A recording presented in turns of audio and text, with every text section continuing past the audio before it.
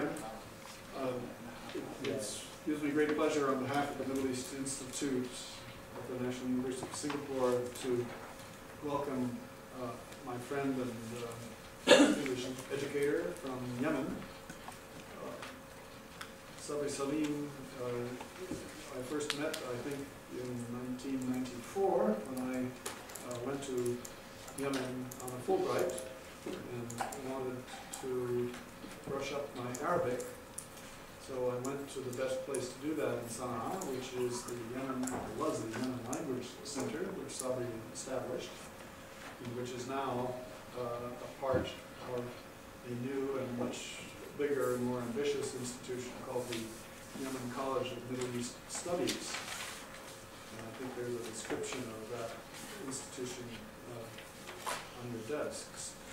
Sabri was very helpful to me then, and we've remained friends ever since. And whenever I visit Yemen, which is every few years, I always like to get in touch with him.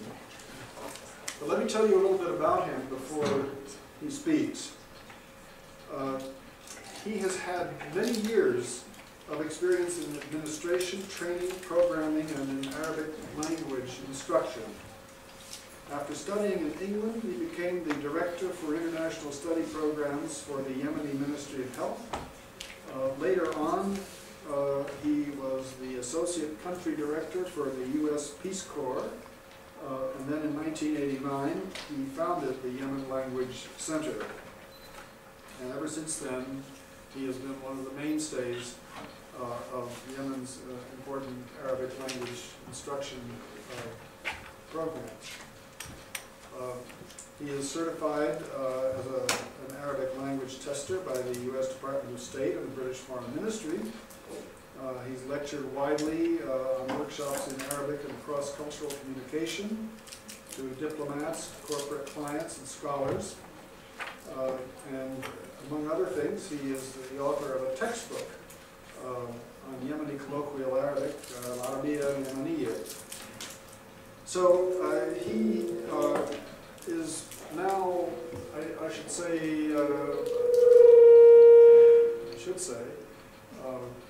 one of a very prominent person in Yemen. He's well known to the international community, and I know that when we have the opportunity to send students to study Arabic in the Arab world, Yemen is one of the places that we suggest that they should go to. It has all kinds of advantages. So Sabri is here on a dual mission. He's here to talk a little bit about the Arabic language programs that are available in Yemen, and I think he is interested in letting students and others in Singapore who may be interested in studying Arabic in an intensive immersion fashion, which is what they do in Sana'a, to think about the programs that are offered there. But I also asked him to speak in another capacity, and that's in his capacity as a very seasoned observer of Yemeni affairs, because, as I think all of us know, Yemen has been very much in the news in the last few years, and especially in the last few weeks. I won't begin to try to list the reasons for that. I think Sabri Saleem can do that better than I can.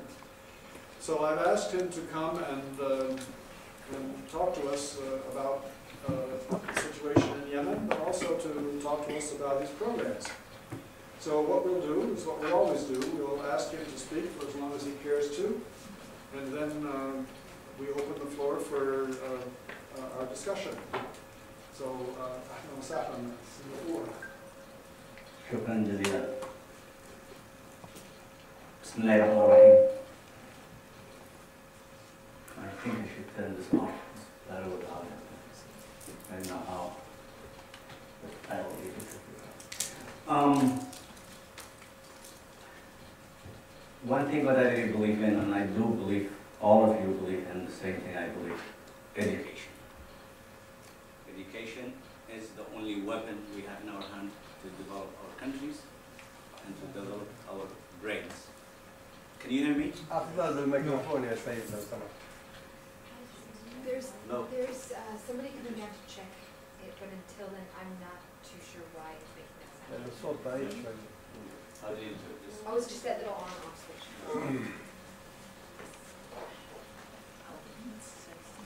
It's great. And my vision, my mission is education and to tell people about Yemen. And I also sign myself as the ambassador of the Arab nations, not the rulers. I'm sure a lot of you, some of you are from Yemen. I don't know, but I know we have some audience from Yemen. We'll just go back to the head. I'm here to talk a little bit about the modern history of Yemen and the current political situation, and then the YCMS, which is the Yemen College of Leaders and Studies. To go start with the history, as you know, Yemen used to run by women. The first one before Islam and after Islam. Al-Malika Bilqis, Kingdom of Sheba. The Queen Bilqis, okay, was in the cabinet of Arab, and Al-Malika Arwa bint Ahmed. And I hope, inshallah, one day we will have a third one as a female. Yemeni people, they're very peaceful people. And I heard and I believe that about 95% of the Arabs in this country, Yemenis, or what other people call them Hadramis. That's what the Yemen did in the past, and will still continue.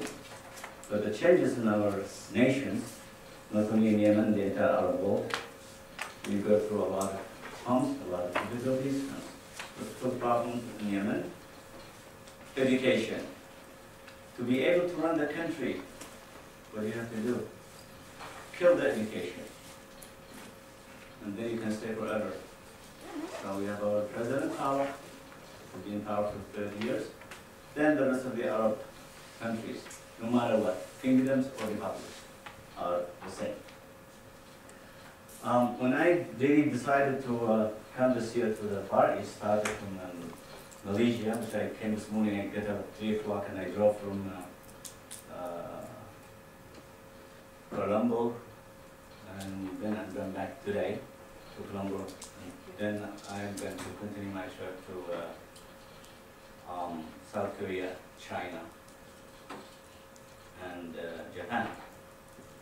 Why I decided now after 22 years to come to these countries? Why? How come I did all European and North American? In fact, for 2 reasons. One reason, my school is very small, and we were one with a lot of students from North America and Europe. And two, also, our school is a private school, and it's costly for students. Just imagine the ticket from Singapore or Malaysia to Yemen costs a lot of money for students.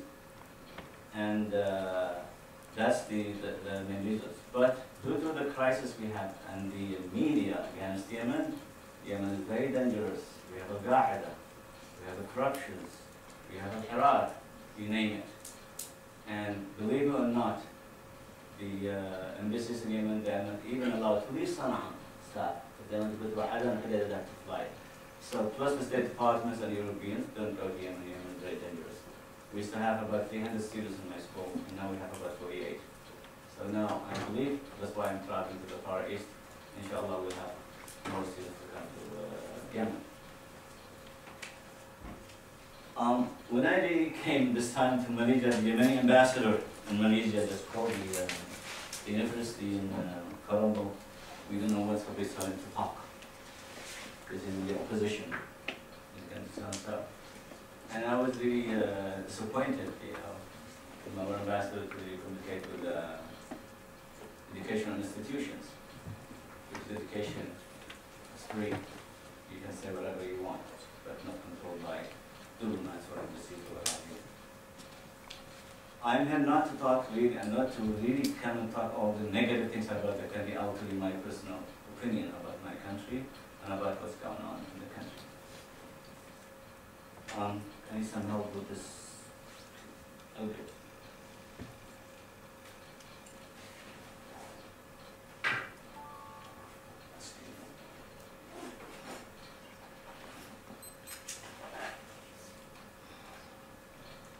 quick reading, I'll go really fast, because, talk about Yemen takes a lot. If you go back to the modern history of Yemen, just notice, first Yemen used to be like, they have the full capital Sa'ba, then Sana'a, Ta'ez, and Aden. And as you know, Yemen used to be two countries, the southern part of Yemen and the northern part of Yemen. So I'll come to it later when I come to this part. If you notice, in the northern part of Yemen, including the start from Sana'a, Manaqa, Hajjah, we have the Ziyud of Zaydiyism. And then we will run by the Zaydiyism we just said from the beginning until here. And then what happened when the Ottomans, first of all, we have the Mamalik, when they came to Yemen. In fact, they started 1530 to 17. The Ottoman Turks took over, and then what happened? They did something really good. The Ottomans trading, which they really started trading what? Something I would like to ask a question, not Yemenis, Arabs. I will accept the answer. For students from Singapore, if you answer my question, you will get a free scholarship to Yemen. Except you will have only a ticket to pay, but everything for free. Ready? Yes. Do I count? Yes, you can count. First discuss here. So, you heard about this coffee. People, they like to drink coffee. People, they call it, mocha or chocolate. I didn't know. Why they call it mocha? I'm still a student. Yeah. It's a place in Yemen. I will ask. Why? Why do What does it mean, mocha coffee? It's a place in Yemen. It's a mixture of chocolate and Mixed in chocolate and coffee. Good. What about you? Well, I'm from the commercial. I think that's right. Mixture. It's a mixture name. Great. It's from a place in Yemen. It's Are you Yemeni? Singapore. Are you Yemeni? Yeah, kind of. Okay, well, I'll give you 50%. Okay, go ahead, say it again, please. There's a town in Yemen called mocha. So Huh? it comes from the town of mocha. What does it mean, mocha? What does it mean? No.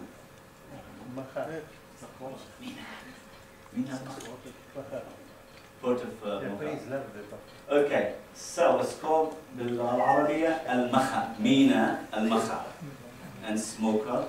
And in fact, Yemen is like what they said, people they said came from Ethiopia and we said from Yemen. In fact, Yemen did really, I believe it did come from Ethiopia to the country, but Yemen, they developed the coffee plants in Yemen.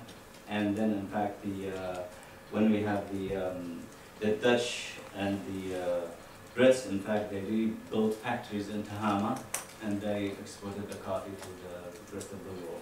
And the mocha coffee is the most expensive coffee in the world. You hardly can see it. But what happened in our country, we replace it with something really called, thank you, just brew up so that. So inshallah, one day we will get to the street. That's going to take some time. So, and then in fact, the Brits and the Dutch, they were able to smuggle the coffee plants from Yemen and replant it. As you know, the coffee, you have to take the roots. It's not to leave the seeds, so they replant it from Yemen in Indonesia and Brazil and South America. And now we still have the name, and inshallah we will get this coffee back again. So that's what's happening. And then if we see what happened from 1939 to 1969, that's the British when they occupied South Yemen. And the northern part of Yemen, in fact, is under the Yemen.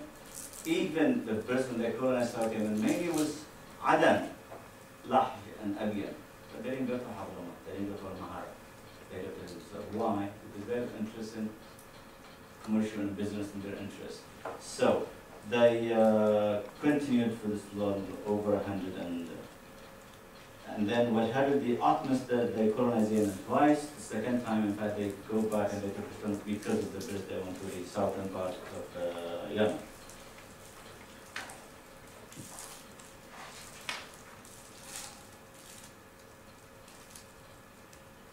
In fact, Yemen, if you go through the history, we went through a war, civil war from, the times of the Zaydis and the Imam until 1994. So that you notice the stability in Yemen did not really solve. When you have a war, you invest a lot of money in weapons, not in education and killing people. That's why Yemen we're having a lot of problems. I'm sorry I'm going to make it really short, but because we're going to ask a few more time to ask questions. So what really happening in Yemen, both, let's go back to the September 1926 and the 14th of October. So in 1990, the Southerners decided to unite the country. How come they didn't do it years ago? Why? It was not really a real unity of Yemen, because what happened was the collapsing of the former Soviet Union. And the South would think that the Northerns would take over. That's why so. And that what happened? Yes, we just got rid of the Star and the Hammer, and we just got the flag in white and black. The militaries, we have two militaries. The Southerners, they have guns, and the Northerners, but we shift them in different places. I called Al-Fatah in the Qamiyya 3 years, from 1990 to 93. We had a real war, and thousands of people got killed. And then Yemen, again, continued to be united. Ali Abdullah Saleh, the president, from the beginning until today. There's also another problem, which is 1986, within the Southern, the PVRY, and there are about 10,000 Yemenis killed in that war. Just imagine, just wars, even not only in the north, it's also in the southern part of Yemen. The problems also happened to us, what happened on August 6, 1990. Yemen supported Iraq. And we really ignored about 2 million Yemenis in the Saudi Arabia and the rest of the Gulf. So they come back to the north of Yemen, the reunifications, 2 different systems. Imagine a deputy minister from Aden, a deputy minister from the north, different expectations with really a mess. Spaghetti, we call it.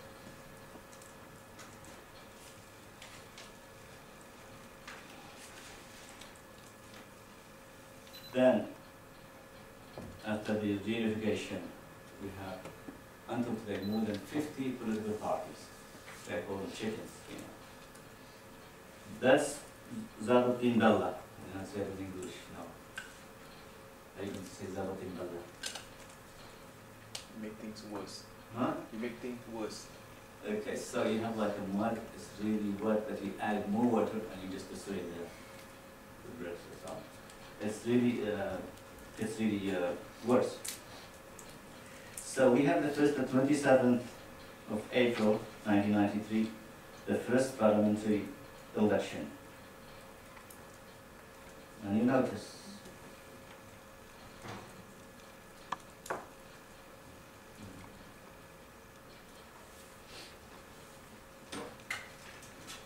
now you can see 8 political parties. This is the GBC Congress Party, that's the Mu'tamar, Al-Islah, and then here the YSP in the beginning, and the Independent. So which means the GBC really started to really control the country under the President, Abdullah Saleh.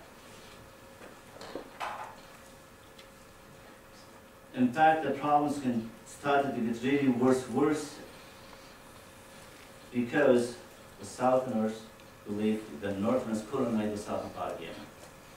The military out from the north, government institutions from the north, and then again the problems continued until we had a real war and started in Damar, which is the northern part of North Yemen, and ended in July 7 in Aden. And then Ali Abdullah Saleh became the president and continued ruling the country. We had also several elections, presidential. You know, that's what I really do not believe. Democracy doesn't work in the third world. You need, it works in the Western world, that's my personal opinion, because you deal with educated people. They know what they want. But here you can buy, what we call it in Sana'a, you can buy, what you call it, administrators. So I want people to just administrate for Sabri Saleem. I can go on paper, and they'll go in the street. Sabri Saleem and Sabri Saleem. So that's what's really happening in the country. You have the GBCs, you have the Islah, you have the others. So, and then when you have the parliament, if you go to the Yemeni parliament, some people they don't know how to read and write. If they say yes, you barely read their handwriting. And these people, they make decisions for the nation of Yemen, for the people of Yemen. What are you expecting? They have to sign one person when he put his hand, the rest, no. So that's really what's really happening in there. I call it Majlis al-Nawab.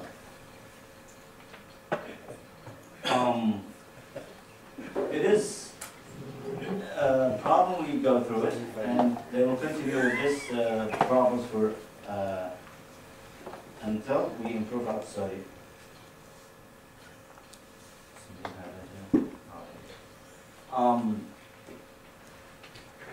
Well, Ali Abdullah Saleh and it's okay to have another presidential elections between Najib Qahtan and Abdullah Saleh, and then that was in Masjid al-Jawlash.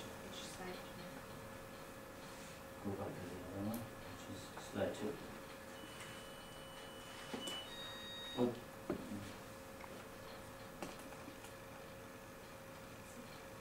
Yeah. No, not this one. Okay. Also, you can notice it's the elections. It's really nice to see figures on paper. But for me, again, believe me, it's just like show the Western world. We have democracy in our country, and we do it and so. But at the end, you get all these votes, and whole country is running the country.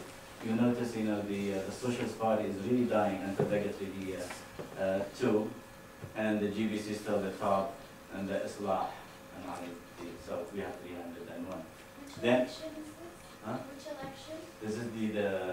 This is the parliamentary elections. That was the 90s, 97. 27 and 97. And then we have the second one.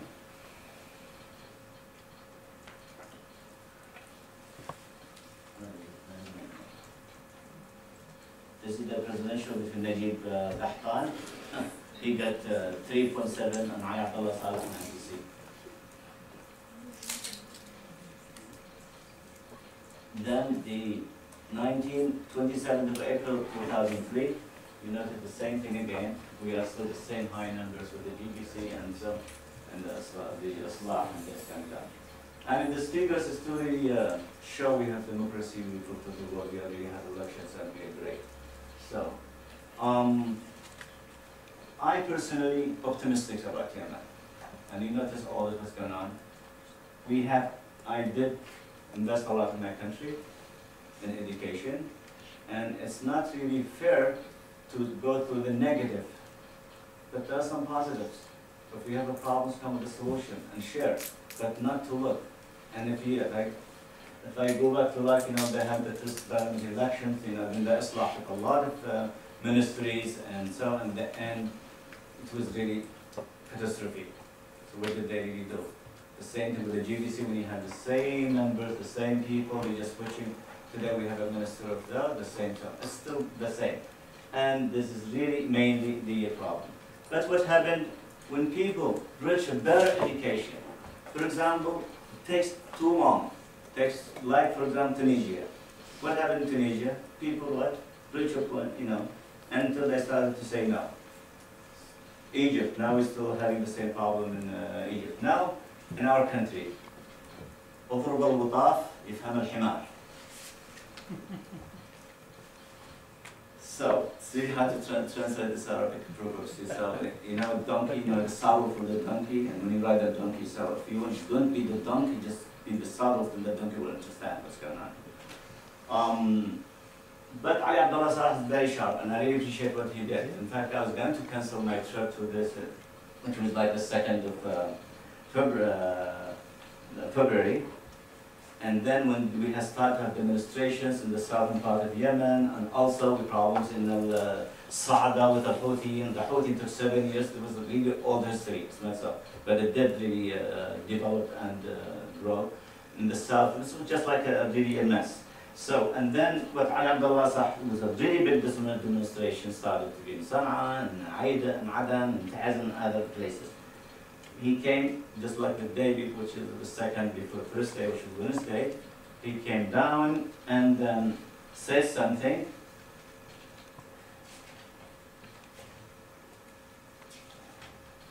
Okay, which is like this report I got it from President Saleh. President Saleh on February 2nd announced that he would not run for office in 2013. Inshallah, that's what happened. And also, which is really important, we heard about Ahmed Ali Abdullah Saleh, his son.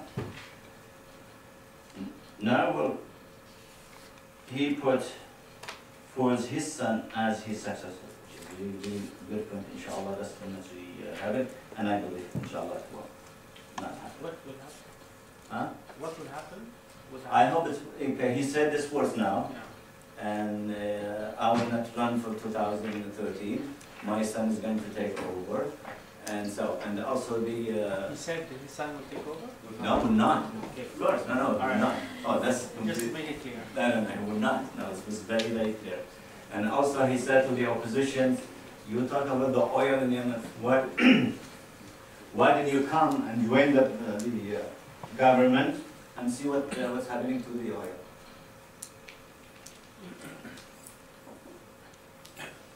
Also, which is one of the elections supposed to happen in April, and he said in the beginning it's going to happen, even they start to do all the work and they're almost going to announce everything, and then later he said, okay, I accept, we will delay the election. When? God knows. So, which means for the oppositions, they have nothing else to say. So he just accepted all the conditions of that. But again, politics is a dirty game. The next day, I remember what happened. The military came and had like 12 people in the college, in the roof, 7 in the dormitories, and anyway, we lost one with our soldiers because we were expecting something to happen the next day. And alhamdulillah, it was just like, there was a demonstration, Tahrir, you know, the GBC went to Tahrir, and then the opposition, which is not really a big demonstration compared to others. And now, everything looks like quiet. If Ali Abdullah Saleh leaves, think we're going to solve the problem? I don't really believe this, we will solve the problem. If Ali Abdullah Saleh continues, I don't really think we're going to solve the problem. We're still in a bad situation. How are we going to solve the problem? When we choose the right person in the right place. Not, okay, this guy I want to be an ambassador. You go to some of the embassies, you know, let's say in this country or other countries, they don't even speak English. Ambassador of the 22 million. So, I really believe in education. If we have the right people in the right place, we will really solve our problems. If we stop, please give me money, begging, then we will really survive and we'll do a better job. And this is, I would like to leave this for questions and answers. And this is my personal opinion. That's what I would like to have students, visitors to come to Yemen and to see Yemen. The Yemeni people are very nice and friendly, and it's not what you really hear and read in the media. What I expect in the media to give you. Execution, killing, all negative things. Al Jazeera and others. But there are 3 places in the country we cannot go to, which is Saada and Bala and Ma'rif, but the rest of the country, people can really go to these places. If I believe Yemen is not safe, I will not be here today. I just need 1 student to be kidnapped, be left in my school, be closed. So maybe I can finish with the Arabic, then I can leave the whole questions.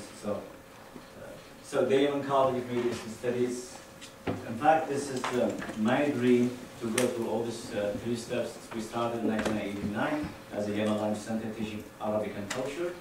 And then 6 years later, we added Center for Arab Studies. And 2006 became the Yemen College of Middle Eastern Studies. Why? You notice Yemen Center for Arab Studies, Yemen College of Middle Eastern Studies. And I really believe the first part in Yemen College of Middle Eastern Studies, we did invite a lot of academic staff from North America and Europe, and also congressional study visits, because people that do it, they make decisions, Americans. We invite congressmen and senators came to Yemen about 39 so far since the end of 2000, and then they closed the gate. And I believe these people, when they come to the country, they meet the oppositions, they meet the rural family, they go to the private sectors, and so, and they have a clear picture. They go back and they can talk about their country. The Yemen College of Middle Eastern Studies, now we have seen in the Arab world to Pakistan, to Afghanistan, and Iran, they're part of us. Also, Israel. This is my opinion. I'm sure a lot of you will disagree with you. I believe education is very important.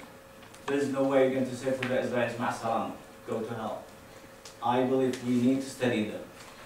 I believe, I'm not saying no, we have to have a relationship with them. We have to study them, not to really build a gap, because it's one day the new generations will really solve this issue. If we want to solve the problems, we can solve it, but we don't want to solve it. And I'm sorry to say that. This is the reality. Yes, indeed. I visited about 95% of the institutions in North America. All of these places, Middle Eastern studies, Arabic studies, Islamic studies, the leaders are Jewish people from this department, instead to see like Arabs or Muslims. Why? Education. These people studied traditional level and they are running this department. What are you expecting from these places? Again, we continue to education. Our education in Yemen is a mess. It's like buying certificates. And here's empty. Now we have the new system, thanks to the technology, education online. You can get it, you can buy the PhD, you can do the master and stuff. And this is really one of the major problems we're really facing in Yemen. When I opened the Yemen College of Middle Eastern Studies, teaching contemporary Middle Eastern Studies, the Minister Basurra says, Sabri, you are educating the Western world. What about Yemenis? And I said, to be honest, we have 2 problems. One, the education background of our students is not adequate to the Westerns. 2, the English language, so we can't. But I did say, give me a time, inshallah, we're going to do something. In September 27, 2010, I opened a Center for Business English, which is mainly to qualify Yemeni businessmen, government institutions.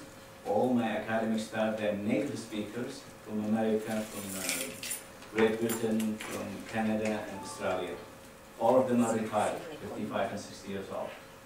Because these people have a lot of experience about the Middle East, experience about teaching, and we started with 47, now we have 82, inshallah the person will be more.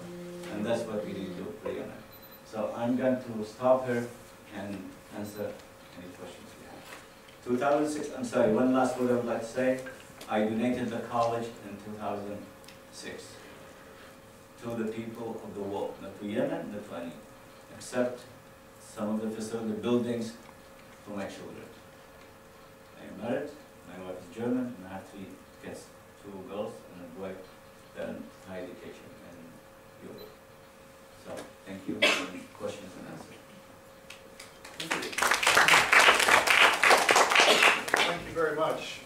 Now, I can tell you from having visited the college that it's located in some very nice old buildings, and it's unlike many other places where you go to study Arabic. I think in Sana'a you get a cultural experience as well as simply a pedagogical experience. So what I'd like to do, Sabri has covered many different things. Open it up, and I think we'll just take comments or questions as they come. And I'll as soon as he is ready, we'll take questions. So, floor is open. Yes, please. Maybe I should ask people to identify themselves also, because we have a large crowd. Sabri knows me because I had a very good lunch in that beautiful building, and he personally cooked lunch for me and my colleagues when we were there. We had very good fish, I remember. I just want to ask you a question, Sabri. I visited Yemen for about 4 times now, and my impression is, particularly in Sana'a, there's actually a growing middle class. And here I use the word middle class very loosely. I'm talking about professionals who start the foundations and building communities in their own ways. Is that the future for Yemen? Individuals or groups of individuals coming together, supporting, sort of some bright kids, giving them education, sending them to universities in Europe, so that eventually you have a growing population who can eventually take leadership roles and become, leaders for Yemen society. Is that a correct impression? What's your comment on it?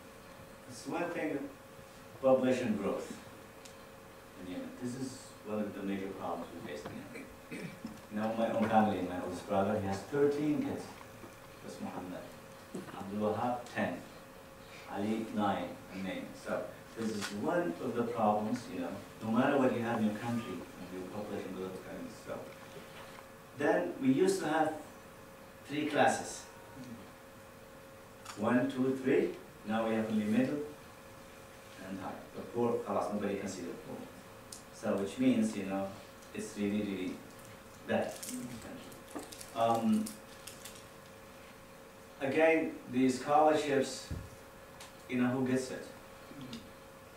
Certain people. It's not open for the public, for everybody. And these people get the scholarships. First of all, they come from a wealthy family. They didn't really go and have a better education. It's worse.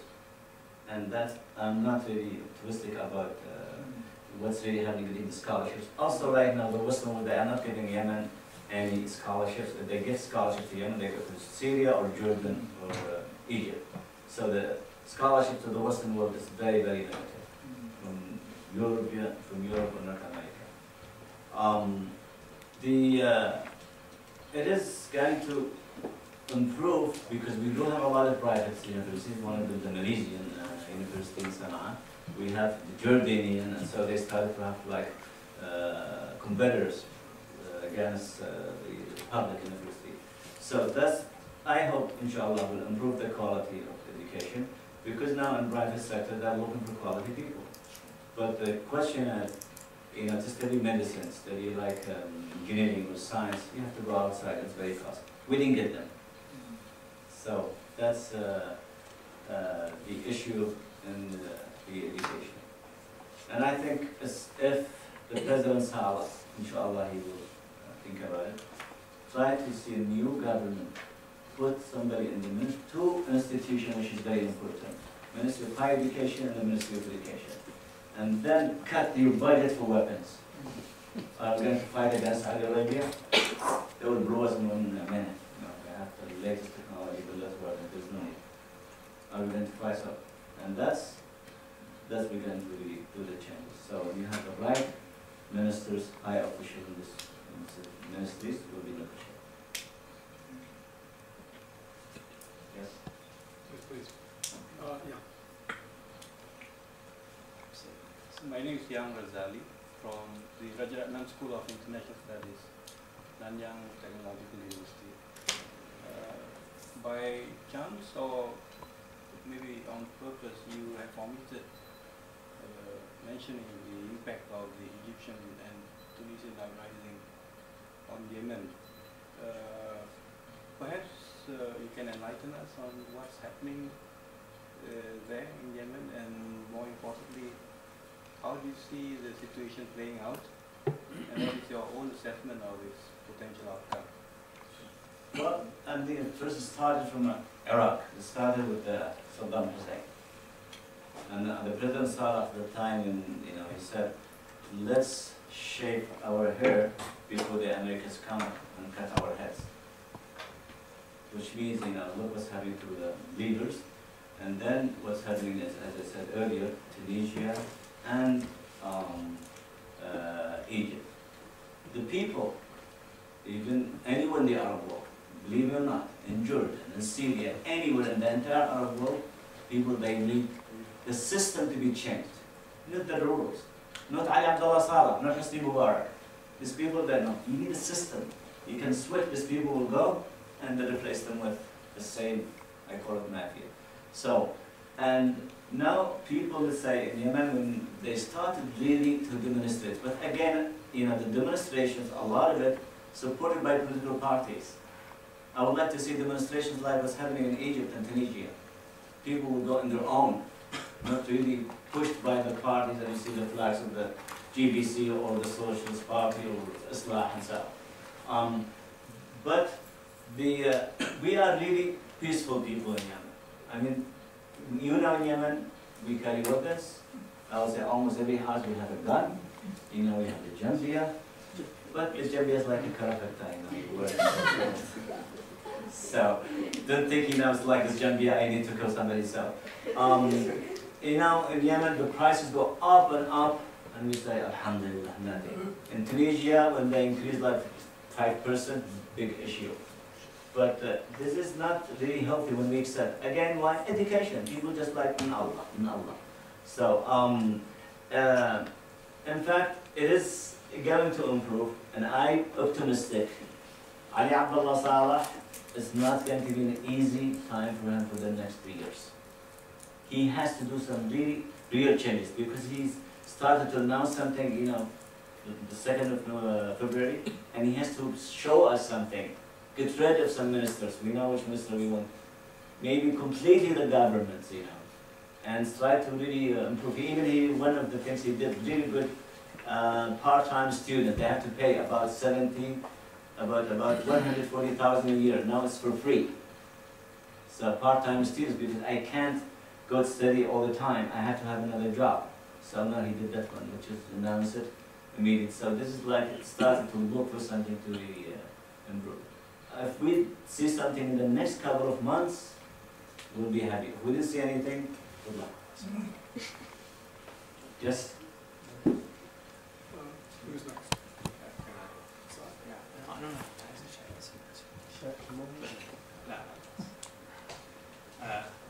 Assalamu alaikum.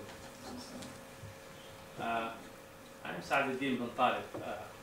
I was a member of Majlis al-Nawab before. Nawab. Of the Yemeni Parliament, and I cannot disagree much with you. And my last job, I don't know, you must have heard about it. I was a member of the Anti-Corruption Commission in Yemen, and I resigned about a year and a half ago. So I know quite a lot of what's going on in Yemen. But first, let me get this out of my mind. Mr. Saleem, of course, you've come to talk about your school and invite people to come. I see that there is a little bit of a problem that you're going to give the full picture of the situation in Yemen, because it can be detrimental to the promotion of the school. That is clearly a conflict within me. I'll hear your thoughts about that later, but let's go back to Yemen. I'm not too optimistic if things remain as they are in Yemen. I followed the attempts of reform from the early 90s, and how much, and what is the real struggle in Yemen.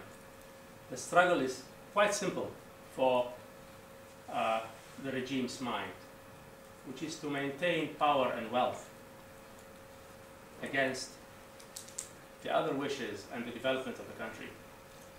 When a storm comes, as it happens in Tunisia and Egypt,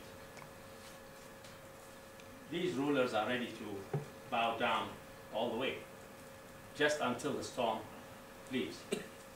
But I'll tell you, why is our parliament Majlis al-Nawab, because it is meant to be like that. It is not by accident that the parliament came about like that. The Speaker of Parliament today is one of the people who cannot read or write properly, and he was chosen by the ruler. The second thing about whether there is any movement in Yemen today or not. Of course there is. Most of the tribes have already left their allegiance to the government. The South is in revolt. They want a different life altogether. They want to secede. But they are being killed every day, and you cannot say that the people are only led by, and there is no popular revolt. The political parties have held their positions, and they have stayed in their holes for a long time until they were pushed by the people to come out and lead the very latest revolution. But the South has been demonstrating for the last 4 years, and they have been facing bombs, they've been facing tanks, military, and they've been facing a lot of suppression. Not only the South, I hear also some tribes in Marib, and let's not forget that even the Houthis revolt or battle was instigated by popular discontent. And therefore, I see a very dire situation,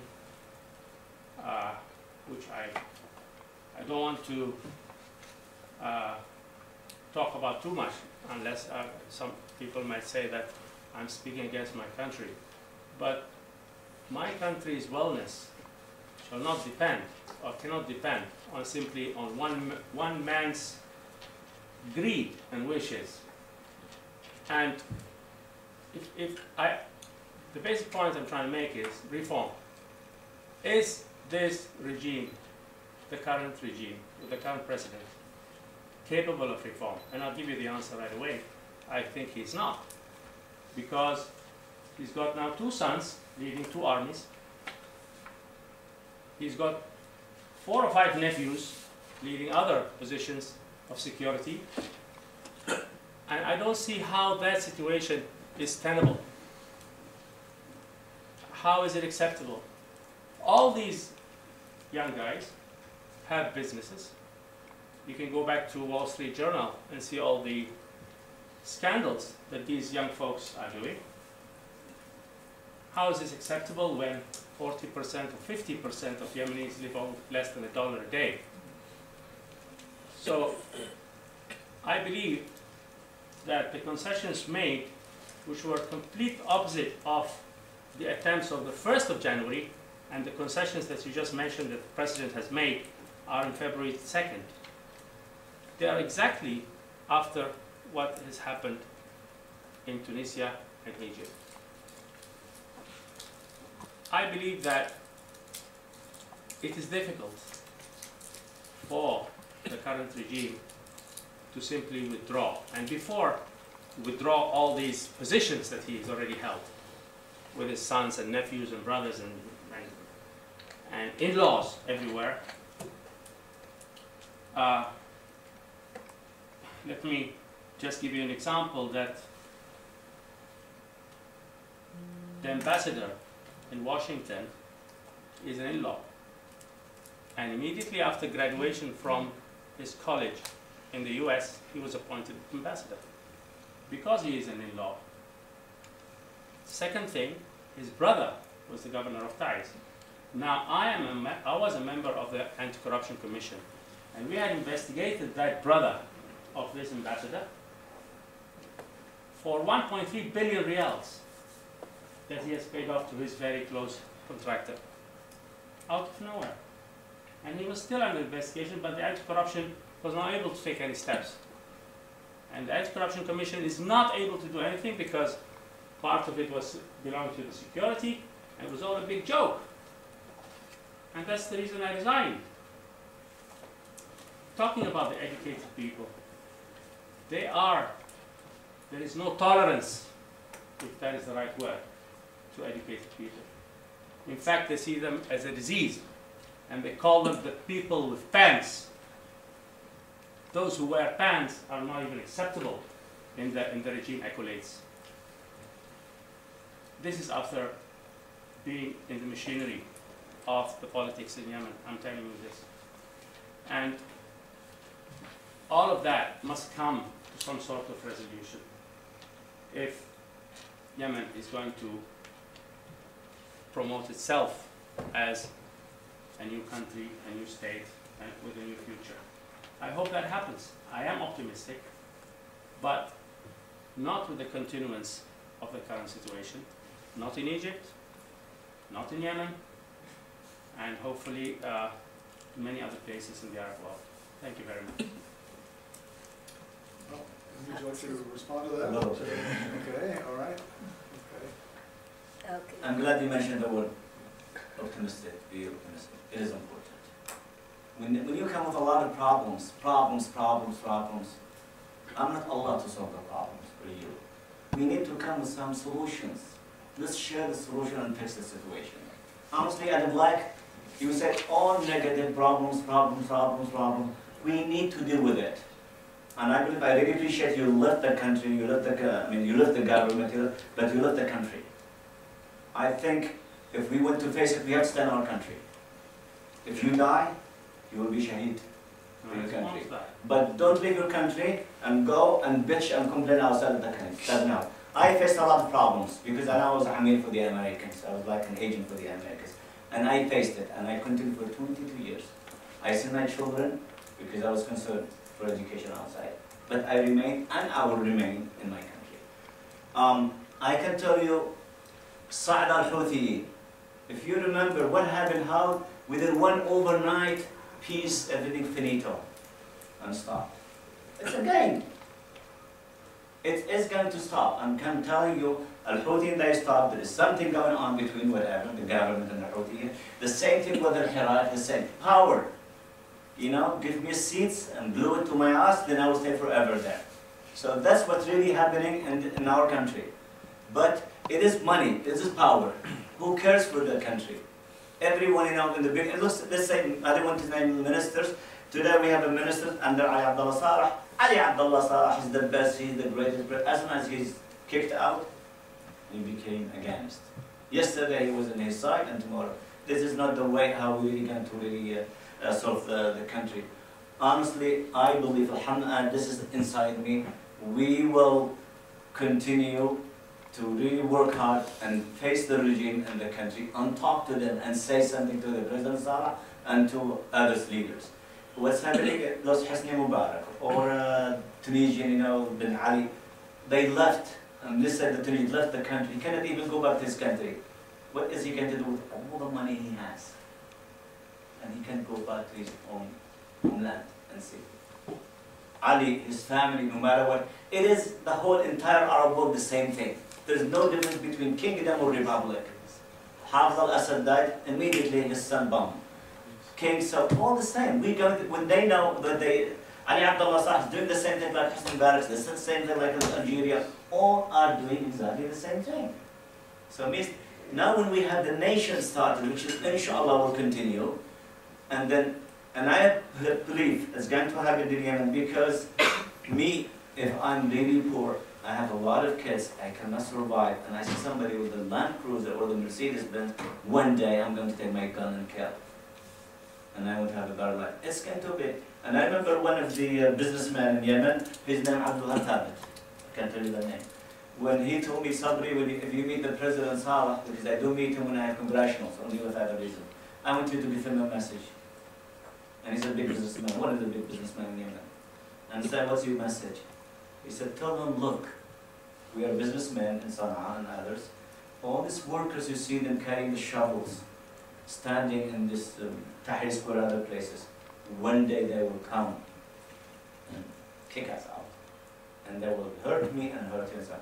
And he must watch his cabinets, watch the leaders or the minister himself. And I just said this to the president. But again, you know, we have to deal with it. We have to solve it. I mean, this is, you know, Mahathir Mohamad, you know, for example. What did he do for his country? He started with the education. He said, I don't want to have a military. And they started. And I think we should do the same. But I'm sure Ali Abdullah Saleh and his family would not last forever. It lasts for 100 years. No, no. I would okay. If you just, I'm optimistic. Within, my personal opinion, within some 1 year or maybe 2 years, we will see the family is really moving to business. Otherwise, it's going to be really, we cannot continue like this. This is too much. Okay, yes, please. Yeah. What I would like to know is that I feel there's always hope for the better. And if you have good intentions and honest, you can do a lot. Anyways, what I want to know is if, is there any hope, what is the status of the primary education in Yemen? Are there any schools separate for girls and boys, or is it mixed together? Or are there any NGOs which can be relied on and one can work with them to make it better for the schools and do something there? Education in Yemen. Primary education. Let's say primary. All the primary now we have private schools, which is really very few for like middle class, but we have public schools, which is free education, except I have to buy the books. But it's really free. We do have NGOs supported by the Westerners, giving them money for like education, primary health care, or literacy, or what have you. But the schools are existing, which can exist in all schools. We have some schools that are really separated, but the majority of them are really mixed. Mixed one also. Even the universities, for example, or the high school, elementary, you can see the girls in the front and the boys in the back, but you will never see them really mixed. Again, the education, the quality of the elementary, starting from the the kindergarten up to high school, is really very, very poor. That's a different scenario of how good and bad it is. It's a question of having the education institutions there, which needs to be flourished, that means, right? But the institutions are there. And are they enough for all the children to go to school? And teachers are there. Do you have all that structure in or no? You have the facilities. You have, schools in different places. You have the teachers. You have and some places it's really very crowded. But we don't have the quality of trainers. Yeah, that can be worked on, of course. Yes, this is the worst thing now. We do not have the quality of teachers. Now, for example, if you go to a village, you will see a teacher who will teach math, history, everything in one person. What are you expecting? Yeah, that's okay. That can be worked on. That scenario can always be worked. But you have private NGOs which can help out there if one wants to do something. Very, very limited. Pardon? We have NGOs, but they can help a lot. They can help. First, the resources that is all the fund is not really enough. My friend, he mentioned really earlier, it is, when you have like corruptions, like a disease, it's in your body, it's really not that easy to take it out. It takes some time to really feel it. And it's the same with the education. Keep the people down, then I can run longer. With a minister or with somebody in high position, then I can kick him out anytime I want. And he says what I tell him to say. So it's really sad to talk about the education in Yemen. We have in our school, when we hire Arabic teachers, to teach Arabic for the college, we give them a placement exams that have really, really poor dictation. But where do the teachers come from? Are they They are within from Yemen? some university, from a private school, and it's really, we can't accept them. You get very, very few, almost maybe 5%. Yes?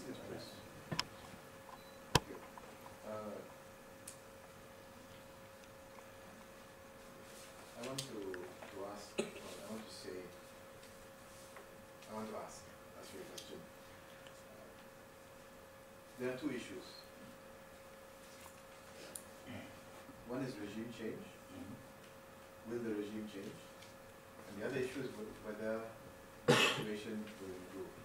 But these are separate issues. Regime change doesn't mean an improvement in the situation.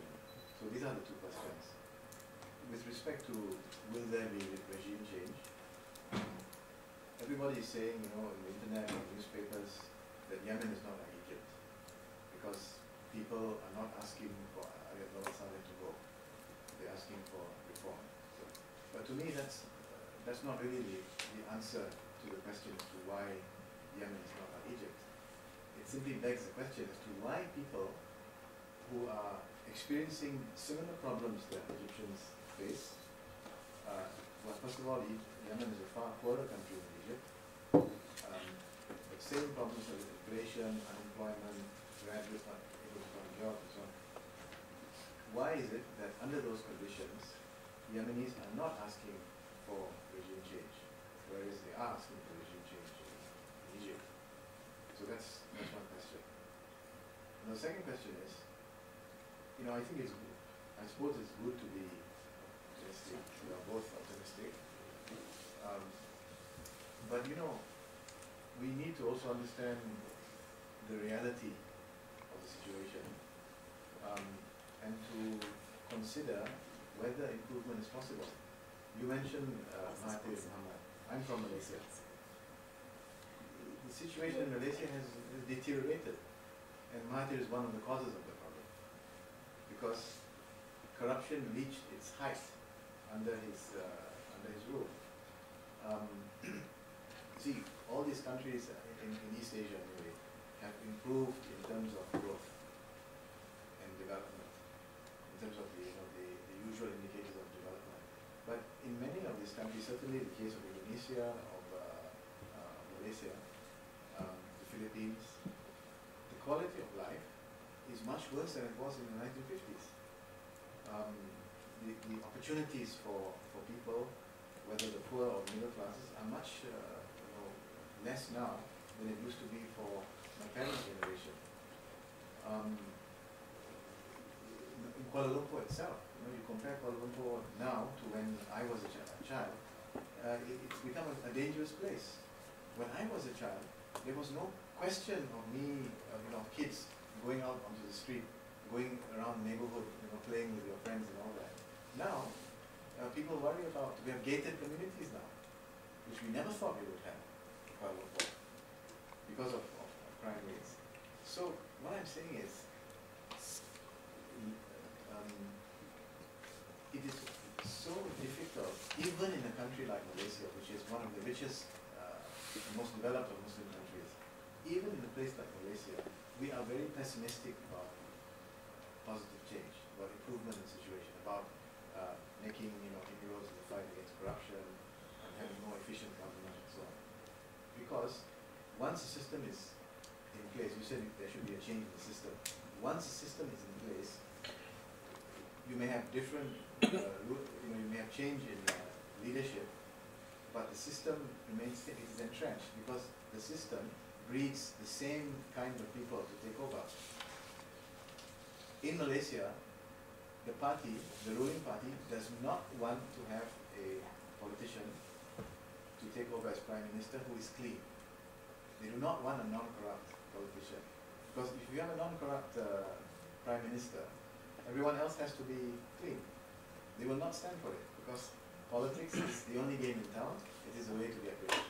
And I think the system in Yemen, the system in most of the Arab countries, and the same happened in Iran, even though they had a revolution, but the same thing is in Iran.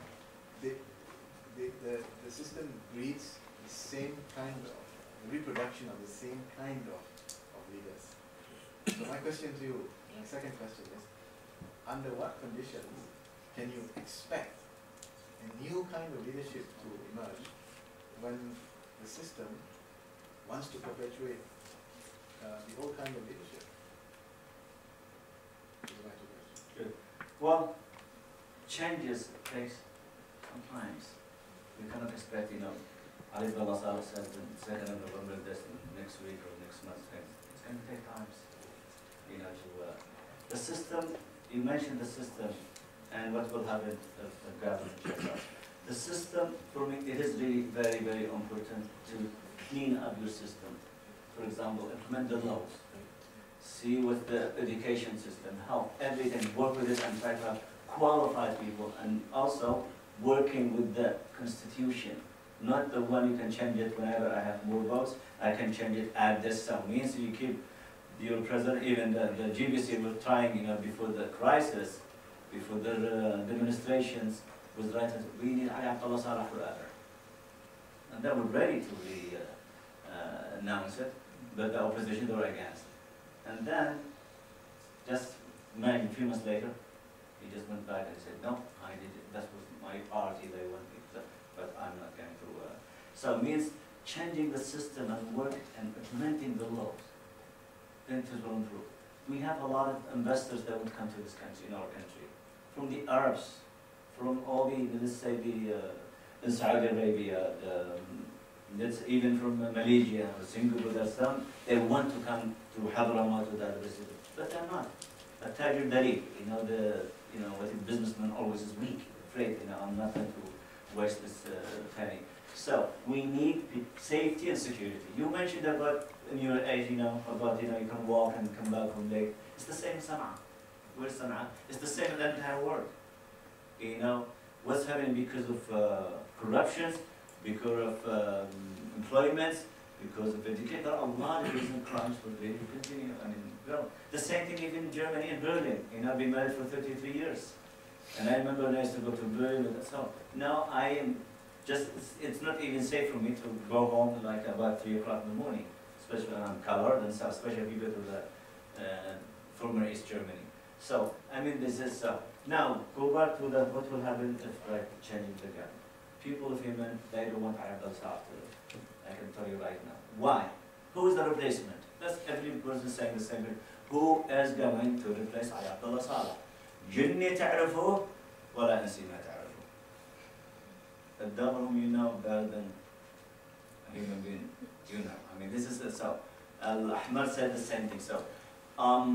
So because people think we have a lot of weapons, it's not going to be really easy if anything happened, it's going to be a really civil war. Enough. People are tired of civil wars from the 70s until 94. And I think, that's what the people really afraid, Who is going to die? We're going to die. These people will run away. They will leave. Or they have security, they have somebody to be, save them.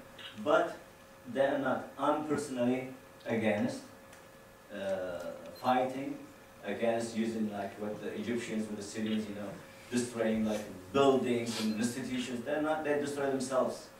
They did not destroy, Mubarak or Ben Ali. What they did, they destroyed their own bodies, their own.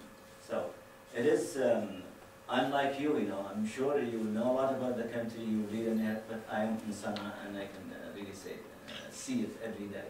But it's not an easy task, to say, well, people are going to really change, people are going to take the gun and put, no. Yemen is not, just remember what's happening like in the 82, about 15,000 were killed within like 2 weeks. The same thing in Saada. Who are dying? Innocent people, children, mothers. And the others, they have good caves and they are in good shape. Thank you. In a situation where they say in Arabic, hamiha, haramiha, Aywa. how do you solve it? Hamiha, haramiha. Means the people are supposed to That's a genuine question.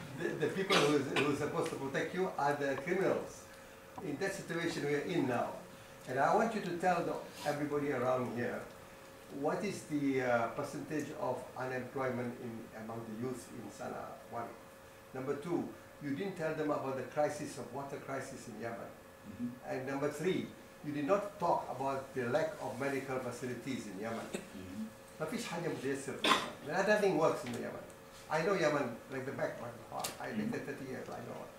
I was occupying a very good position in Aden long time before when the British were there, and after that I left. What I want to tell you. When were you the last time in Yemen? A few years back. I was partner of Thabit you mentioned just now, the Thabit brothers. They're not very honest business people. Because in Yemen, there is no ethics. For example, I don't mind telling you across this room.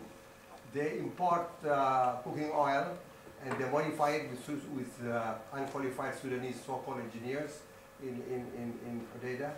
And many people died in the villages. And he's not accountable to it. It's very sad, and I have to leave him. And I objected. I went to Malaysia and talked to Porim. I said, how do you sell animal certification of cooking oil, and they modify them and they sell them as fit for human consumptions? The country is in a chaos. There is no standards. Nothing is working, and people are dying. الشباب عاطلين يا سيدي. صح. وهذا حالة تبكي. It's very sad to tell you that the youth are idle. I feel sad inside me. And what is the solution? You have a solution. You don't expect people from outside. You have a solution. You have a solution.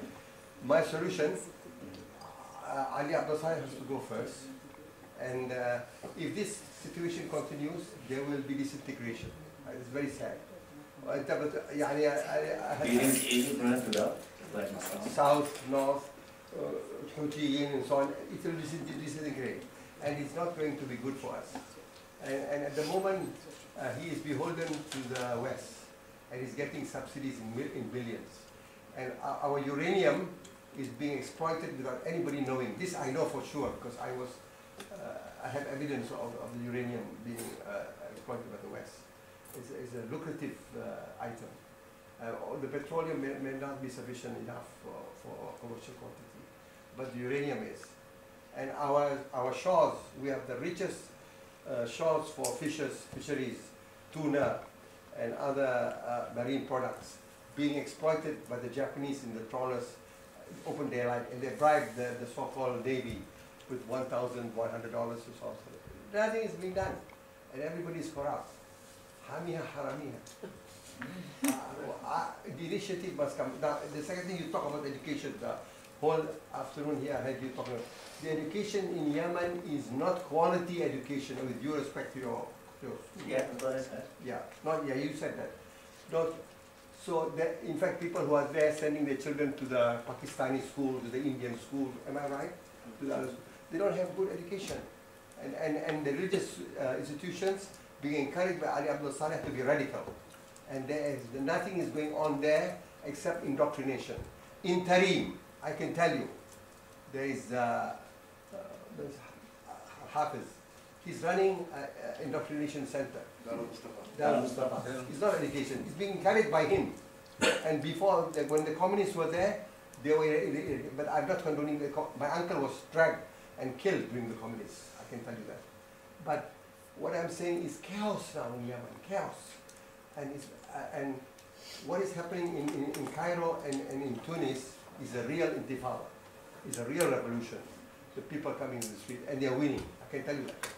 And the fear has gone from them to a rob for global al-hukam in the heart of the regime. There's no more fear. People are willing to die. And this is the beginning of a new dawn in the Middle East. Where will Yemen be in this equation? You answer me, please. Where will Yemen be in this equation?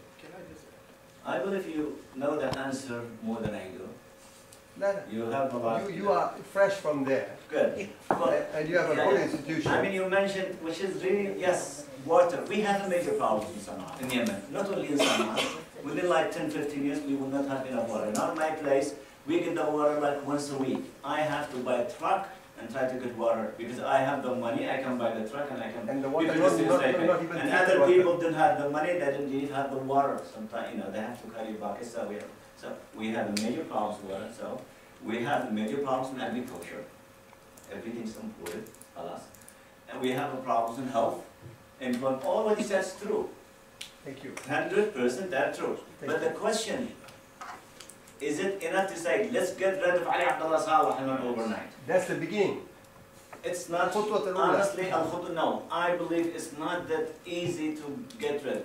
I believe what we have to do in a peaceful demonstrations, we have to, enough to talk like in the Facebook or the internet and stuff. Let's go out and talk and open, so people talk peaceful, not to start, killing and breaking stuff. And let's have people really start to,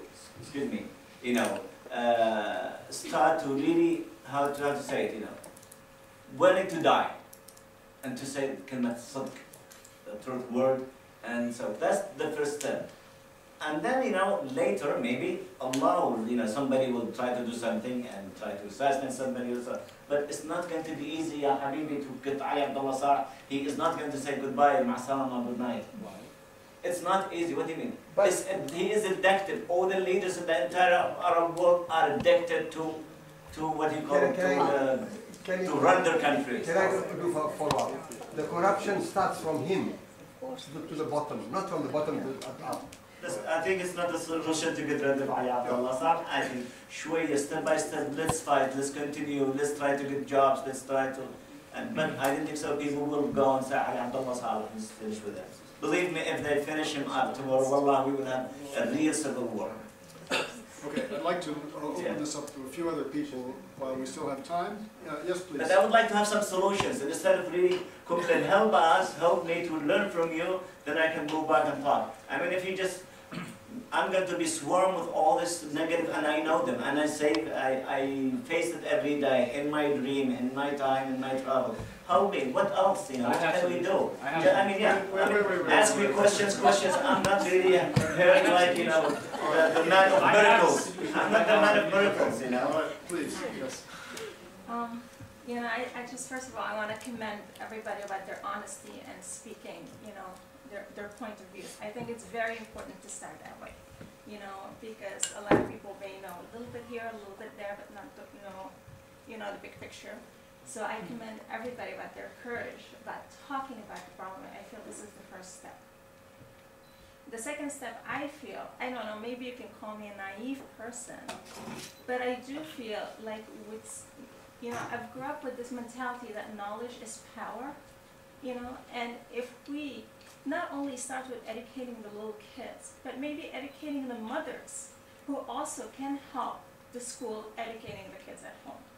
You know, I think, you know, the mothers play a very important role in their kids' lives. And hopefully also if we try to be moderate, like you said, you know, the Islam, I think a lot of it has become very radical. I think we need to move خير الأمور أوسطها. Just get in the middle and look at the big picture that way instead of looking at the little details here and there, you know. And I agree with you as far as, you know, demonstration. I think we need to have a peaceful demonstration. And like you said, people are willing to die. Like you said, corruption is a disease. And like cancer, in order to kill cancer, you kill the bad cells and sometimes the good cells. And people need to do that, you know, in order to reform. And I'm not talking about just Yemen, I'm talking about the whole Arab world. You know, so. Well, again, you mentioned about the women education. Yeah, in Yemen. Okay, my daughter, she's going to be 15, 14. She's going to get married. There's no need for more education. Stay in the kitchen, produce 10, 15 kids, so we still have the same mentality until today. That's the problem, isn't it? You know, Yeah, but education, you're her father we and need you're to educate. educated. We You need need to stand for educated her, to and her mother needs to yes, I stand know. for her. Until today we're facing this. You know, we need. I mean, not to start with the kids. We need to start with what you would primarily health education. You know, with the parents, we say the mothers. You know, we have a girl of 14, 15 years old, and she has 2 kids. Early marriage, and this is one of the major problems we have in Yemen and also other Arab countries. So, I mean.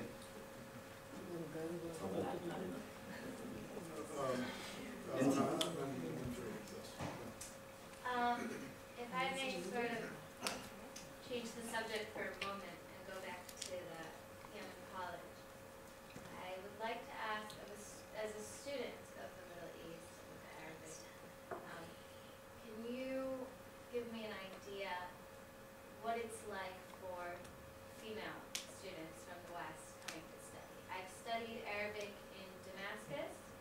I was very reluctant to study Arabic in Cairo because there's a lot of harassment of women. I'm quite naive about the situation in Yemen. Maybe you could enlighten me a bit. Well, as you know, humanities, the majority of the students are female, right? You see it, so we do have a lot of, the majority of our students are really female. For Westerners, you know, we do what we call cross-cultural training to both male and female. Coming to my country, please don't say, I'm going to go and learn Arabic. Think about us, our culture, about our behaviors, about the religion, men and women, and so. And also, for example, dating. You know, dating, it's not, no way they're allowed to do it. Even among themselves, I'm sorry, you cannot do that. Because you know they're watched by security. We have a very strong security in the country. It is, it's part of, but a lot of things changing in Yemen, not only harassments. You know, if you go, for example, like right now, if you walk like this in the street, no, that's not proper in Yemen. You have to have long sleeves. You have to have, you know, sometimes when you get out of Sana'a, you have to cover your hair. If you're in Sana'a, Malish, if you're in the big city, and it is important to learn about the, you know, we give some phrases to our students, especially male and female, what to say if you already start to say it, somebody says something to you. And what we got, live and learn. Watch the people, and then, alhamdulillah, we never had more than 9,000 students studied in our school. Alhamdulillah, we never had one problem with students, except John Walker. I don't know if you heard of him, but anyway, it's a story.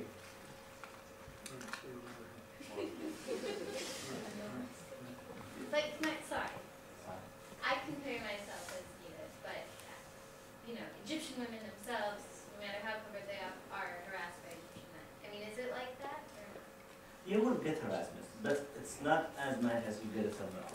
Because the Yemenis are, if you see something, for example in Yemen, if we see a fight, we will run and see what's going on. If they're shooting, we will go and look, you know. And for example, like even it's happened to me. I had an accident with a car. A policeman came, and I said, "Get out of here." I was told between me and the other guy, and then they would run because they know, "Khalas, we solved the problem," and so. That's even. I don't know if you see someone on the slides there. We do respect women in Yemen. Believe me or not, we do respect the culture we have. We are civilized.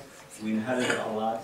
No matter what, you know. For example, yes, you know, I'm married to a German, but I will never accept my daughter to have a boyfriend. I'm sorry, it's in my blood. But I want her to make sure she's going to meet that guy and marry that person.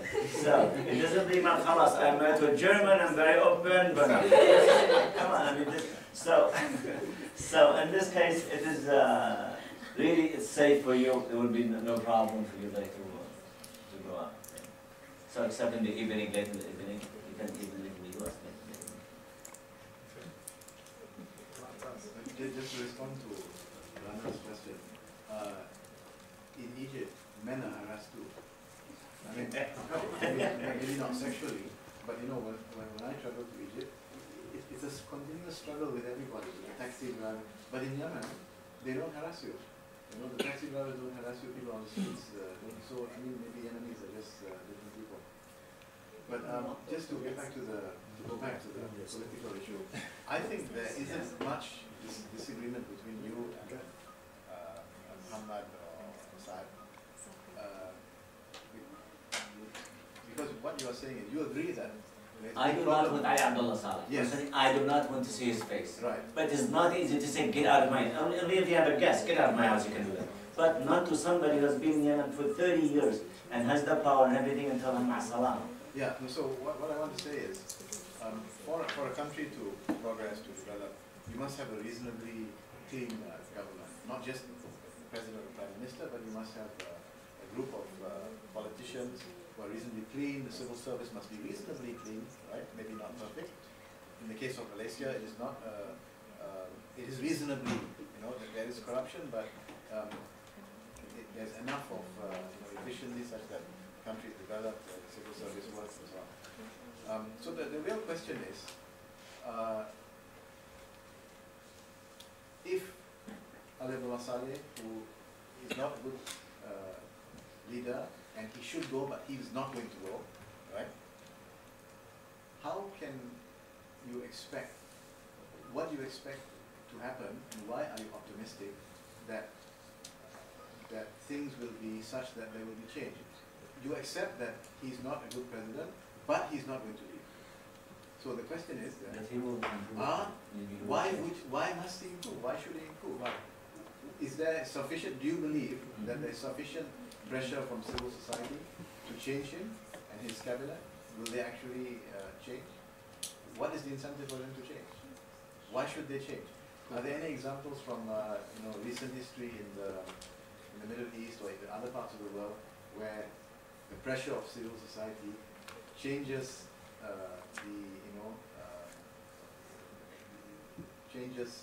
not the regime, but changes the policy such that countries become more developed? On what basis are you optimistic? Well, I think the answer will just have, this is my answer. What will happen if I continue, but I don't want to know? What will happen? If I continue filming, what will happen? I think it's happening to you. What will happen?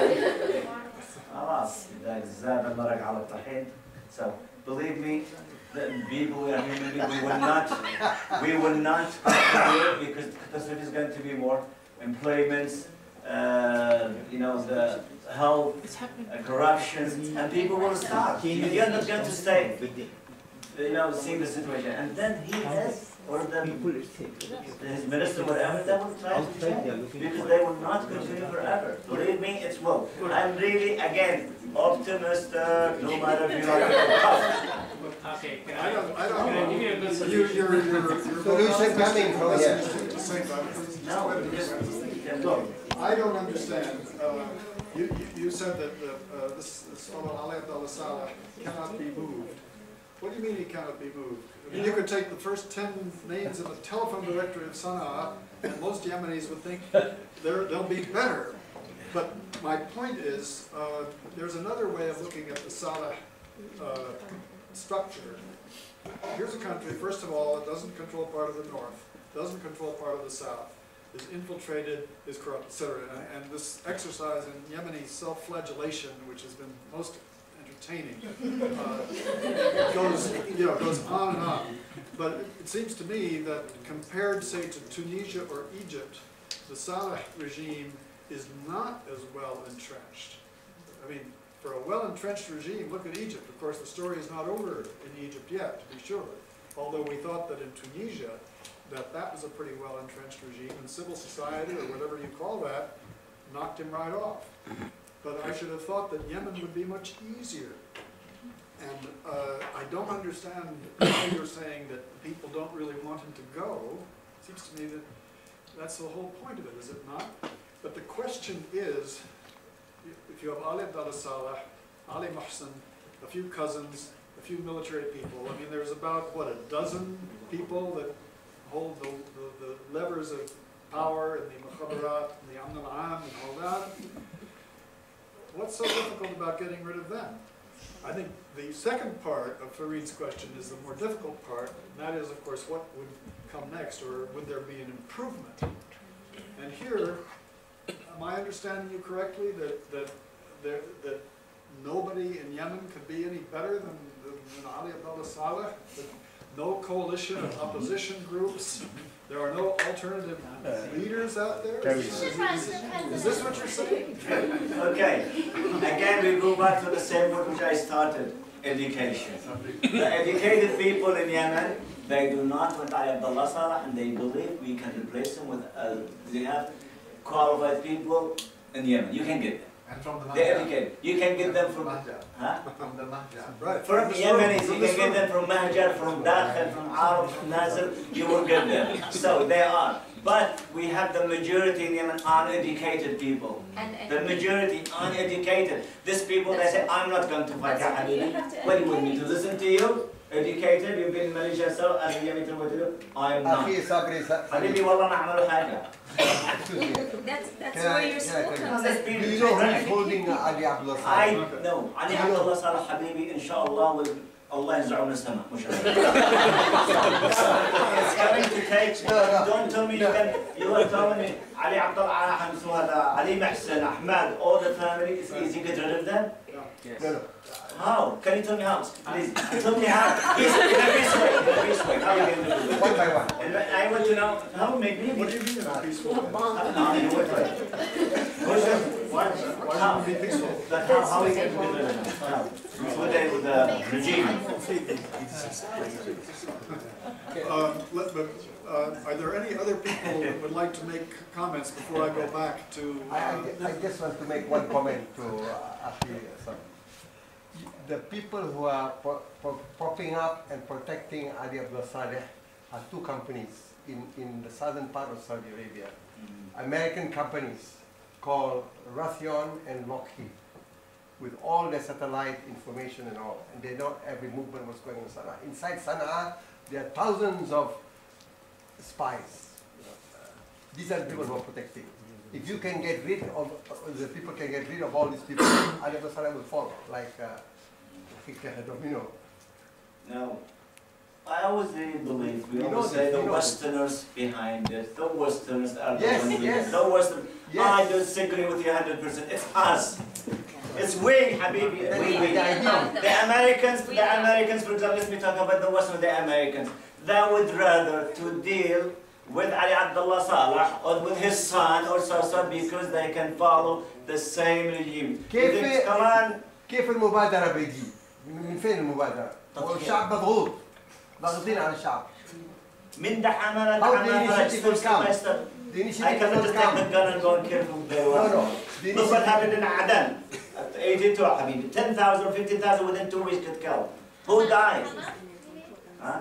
Aden مش حماس. Or Hamas. we in Aden, we fought the British and they left at 4 o'clock in the morning. Wilson was in a hurry to go. We died in Aden. I was one of the people who rebelled against the British. All the people It's believed in it's it. the All willpower. the people believed in it. Everybody, educated, uneducated, they believed in it and أنا they fought ساهمت في خروج الإنجليز من All of you did. Yes. زمان أيام. لكن if the initiative must come from the.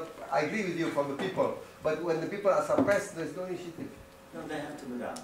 But that means I have to get out of my country and run and start. Okay, we're going to take just a couple more questions. There's one at the very back. You're going to drive me back because I'm not going to drive to. Okay. فين ساكن؟ ها؟ فين؟ لا ما اسمه هذا كولومبو. This morning I didn't even sleep, you know. I just came early and I have to go back because I'm meeting tomorrow. Sorry. But let's me. No, you have some question. I really would like to. Sorry. Yeah, please, there's a question up here. It's an observation that you made just now. That mentioned. You said that this it's a storm. Sometimes of this all these leaders, political leaders, they take it as a storm. So what my worries is, if the opportunity comes like now, and if there's so many people like you in Yemen, say, all right, take slowly, let him slowly, he will change. But it might be a storm. So this time I come down, then finish. Whatever you have learned, then the opportunity is lost. Absolutely. Yeah, the biggest fear that I have, of course, it's easy for me to talk. I'm here, comfortable, and I'm not. But what worries me is that all my family that comes from Hadramaut, likely the last 1 or 2 months, they have fear in their own country. They say they don't know what's going on in the country. They feel that the country is going to disintegrate. So the possibility it might. So my question is, if you carry on like what you're doing, it could be in Abi Saleh's mind, could be a storm. Let me write it off. Just like Hosni Mubarak now, what he's trying to do is he's trying to write the storm. Yes. Wait for the 9 months, hope that the 9 months will wait. But luckily enough, I think the people in Egypt are beginning to realize, you know, I think his biggest fear is he thinks that people are quite stupid. They bribe him by raising the salary 15%, and the people get insulted and they stay. Because if they continue and wait for the 9 months to come, for Hosni Mubarak to go down, it might be a storm. The storm might cool down. Maybe America changed their minds or whatever and not back then.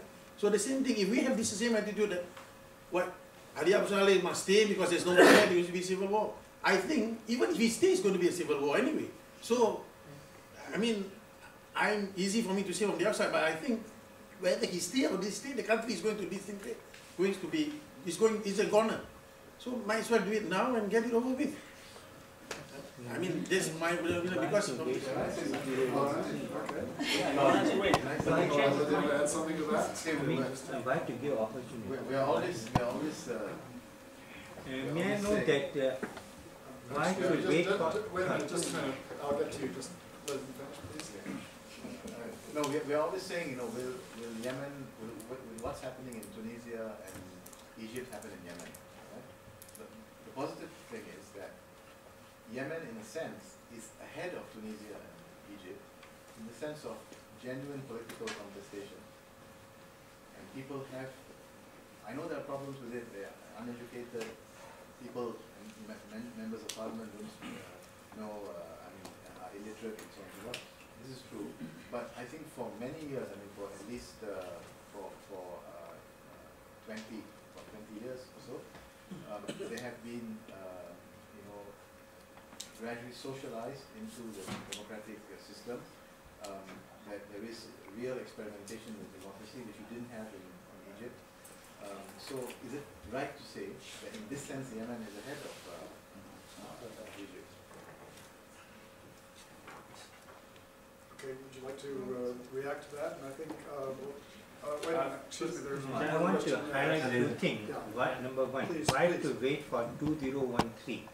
Correct. Why not have a change now? Why to wait for 2013 to step down for the president? Number one.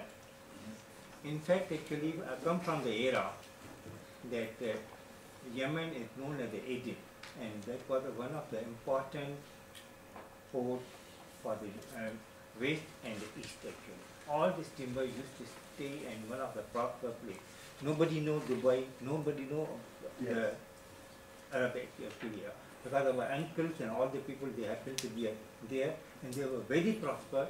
The place was very good and very prosperous, well run in 50s and 60s I'm talking about. And that time actually, those people who knows about it, they can tell you that. Why that drop has come, it has become so backward. Actually, whatever they want should go up. Why it has gone so backward? This is number one thing. Other thing, the change has to come from within. You don't have to look for the change outside. One has to prepare yourself within, and change has to start from the within actually. Now you can see Tunisia, you can see Egypt. You will see the definite changes there because the people have already awakened. They know the right and wrong. They have also gone outside to educate themselves, and they have seen the world with their changing atmosphere. And that change has to come within the Yemen. There is nothing impossible. It can improve, it can go really good. I am very positive about it. The place which has been prospered, it has gone down now. It can come up. What they don't have it, they have everything, but it is not managed properly. They have minerals, they have everything, and all these people, all Western people, they are taking advantage of it. Now the things are coming out there. France, the foreign minister of France, he went to Tunisia, had the fun and came out. Even the prime minister of France also, he went to Egypt, everything on the expenses of Egypt, had the fun and came out. They make use of us. And you must know that there's only 12% of the European, Western Europe who rule the world. 88% of the world is being ruled by Europeans. What they have technology, they have science, which is being divided now. We are living in an internet area, and we are reachable throughout the world like this. If we have all the things available, why not make better use of it? We are not stupid. We are intelligent enough. We can teach the people. We have moral. We have education. We have to only look into it within, and we start from the within. This is my way of thinking. Because even the Pakistan and India was divided. We know that how we came out from there actually. And today you can see the differences. Wherever the place has divided, even Malaysia and Singapore. When Malaysia and Singapore, it was all the system was British. Singapore, they started to educate the people in one language, which is international language, English. Bahasa Malaysia, as Mr. Farid know about it, I was in Malaysia also, and the situation has changed. And Sudan. Yeah. You see, situation has changed for good. It can change for the good, but it has to start from within. Okay, we'll take, this is the last comment. Please make it brief because we really have to wind up in about 2 minutes. It's more of a question than a comment. I mean, just going back to the history of Yemen, which I know very little about. You said that Yemen was first ruled by women, correct? Until when? Until what year, pretty much? Do you know until when? Well, if you go to the dates before, the Malika Bilqis, Yeah. Bilqis, the kingdom of Sheba, that's before Islam. Before Islam. Yeah, so And then, what about once Islam? What is it? 1,000 years ago. Okay, and then there was another woman afterwards, right? Arwa bint Ahmad. You know, until when did she rule Yemen? Oh, pre-Islam. Post-Islam. About Yeah. 1400, About 1400. What was Yemen like then? I'm just curious. Was it more prosperous or less prosperous? What are you trying to say? Women were educated, No, women very powerful, women, not necessarily more educated. I think they're more They're like that. moderate people. They're more moderate people. You know. Well, does Ali Abdullah Saleh have a daughter? Daughters. But it is, Just Okay, one last thing. African Yes. Okay, خلاص, yeah. I think it is unfair to say that there is no alternative but to stay with what we have. The president himself said he will leave in 2013. What he's got to do, if he's honest about that, is take some steps to ensure that these things will happen. Some of these steps are removing his family from the military and security apparatus. If he does not do that, then I think what my friend has just said, then he's just bowing to the storm. What may happen, whether peacefully or unpeacefully, no change, no real hardcore change may come at no price. We hope it will be peaceful. But at this current mood and sentiment and fire and spirit that's going through the Arab world, it is a very opportune time. Now is the time to actually begin. I just want to clear something that Farid said, that the people are not asking for the president to be removed. That is not true. The latest demonstrations were all exactly chanting the same chants as they were in Cairo. And they want the regime to be removed. Therefore, I think there is an opportunity now. The whole world is ready to accept it. I think that the current calm, I mean last week, the last few days, is simply to wait and see what's going to happen in Egypt. But I think I just hope that a good change comes and not the disintegration that some people have been talking about. Thank you very much. آخر كلمة سأقولها بحدث لا تهدي من أحببت إن الله يهدي من يشاء. إن شاء الله آمين. شكرا جزيلا. Thank you very much. Thank you very much for an extremely stimulating session.